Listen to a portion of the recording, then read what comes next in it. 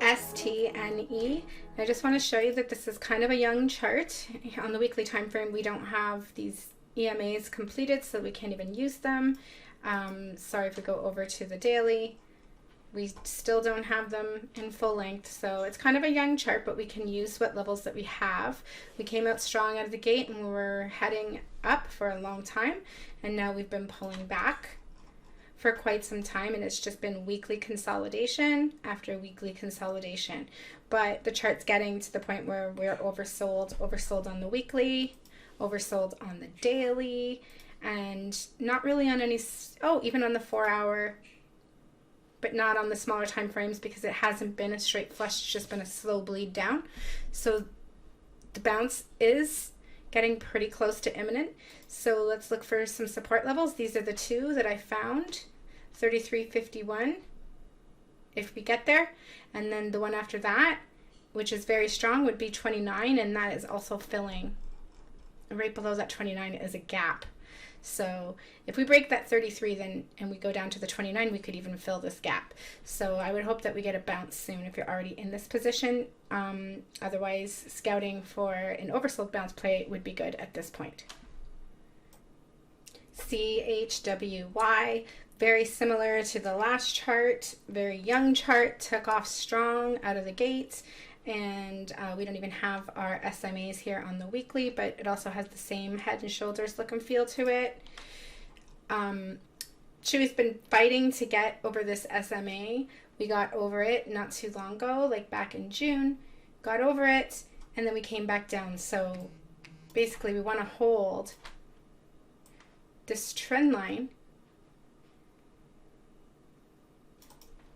As you can see, it looks like we already broke it. So trend lines can be broken sometimes, and then we could bounce off of some support down here and then come right back into that trend. So let's look and see for the support. I found these two numbers, 6709 and 6520. 6709 is not that strong, but it's the strongest level I can find up until 6520, which is a stronger level. You can see here it was twice weekly resistance on the way up, so that's a very strong level. Also right now the RSI and the daily is just about oversold, so it looks like unless some sort of significant catalyst happens or we see incredible market strength, we are going to get even more oversold until we have some type of bounce. But here's the levels that we can watch to possibly play that bounce. BCTX. Now this ticker is quite a bit different than the last two tickers. While they came out strong and are now very weak, this one was weak for a very long time. It basically just plummeted as soon as it released. Then it looks like we had some type of split here, probably a reverse split, and we've just been on a downtrend ever since. And then at some point something happened here and we've taken off, and now we're in an uptrend over all the SMAs, which is not hard to do when these SMAs have obviously been down for so long. So the question is, are we going to keep this uptrend? So if we look at the chart from when we bounced off this SMA right here to now, 116%. This ticker has improved since July 27th. Because this move has been a slow incline from here and we've stuck on the EMA 12, we could basically just keep bouncing off this EMA 12 and just keep heading straight up. We don't need to have a huge pullback off of this move because it's been a couple months. It didn't happen over 2 days where you see a huge move and then a big huge pullback. So basically we hit this 950 resistance and we topped out there, and right now we are hanging out on the EMA 12. Because this chart is doing a reversal, the levels that we're looking at to compare this to are kind of old levels. So they are not necessarily valid, but I did pull off this 731 would be a support, and of course we have the 950 resistance right here. So you can watch these levels, but I think watching these 12 and 26 EMAs would be really good because you can see how we have stayed on this EMA here. If we drop down to the 26 and then bounce off, then continue up, then that's really healthy uptrend. BLCT. Now remember, I don't know much about any of these companies. Basically just looking at the chart, and the chart's kind of telling me a story.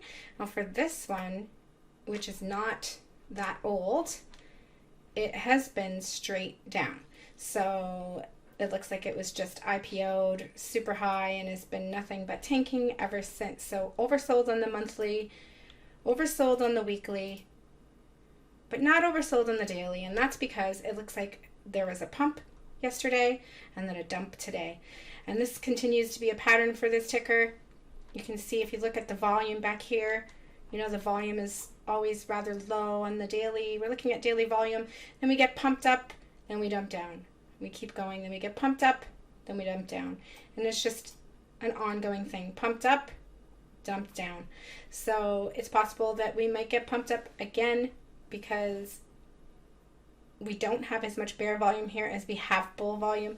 But we really need to try and make some trend changes in some way for this ticker to not be considered a pump and dump.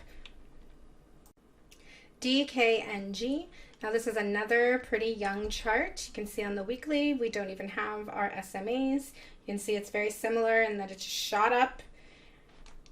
We hit a top and we came down, but this one hasn't come down as hard as the others, and it's sort of been continuing an uptrend. It's been hovering around this SMA 100 here, got below it, fought to get up above it, got above it, then we're going a little bit below it. So I drew a trend line here we could watch, and I like this trend line because look, we touch it here, then we touch it here, then we touch it here, then we touch it here. The trend lines are the most accurate when they make the most touches and the least amount of violations. Yes, there's going to be violations because sometimes support doesn't hold. So down here it didn't hold, but then we came back above it again, and so here we are playing around with this trend line. And the daily RSI is oversold again with the whole market. We're just waiting for a market bounce, and when they bounce, they should all bounce together, all of them at varying degrees. So we're daily oversold here, 4-hour oversold, and not oversold on the smaller time frames. So I would watch this trend line. There's still some room to go towards it a little bit and see if we can bounce. That's it for today's ticker analysis. If you have any tickers that you'd like me to analyze, please put them in the comments below.